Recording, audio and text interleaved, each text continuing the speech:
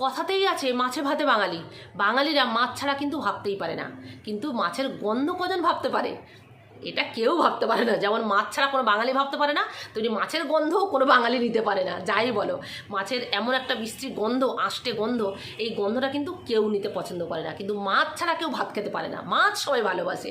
তো এই গন্ধ দূর করার জন্য আমরা যারা মাছ ধুই তারা কিন্তু ভীষণভাবে চেষ্টা করি। হ্যান্ড ওয়াশ, সার্ফ, সাবান, যত কিছু আছে।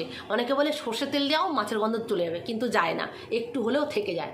তো মাছের গন্ধ থেকে একেবারে মুক্তি পেতে গেলে কী করতে হবে তার একটা উপায় আছে। একটা উপায় হলো যে গুঁড়ো হলুদ অথবা বাটা হলুদ পুরো হাতে নিয়ে এইভাবে পুরো মেখে রাখো। হাতটা পুরো মেখে রাখো। রাখার কিছুক্ষণ পর ভালো করে ধুয়ে নাও, এইভাবে ঘষে ঘষে ধুয়ে নাও। দেখবে মাছের গন্ধ একেবারের জন্য চলে যাবে, পুরোপুরি মাছের গন্ধ শেষ, একটুও থাকবে না।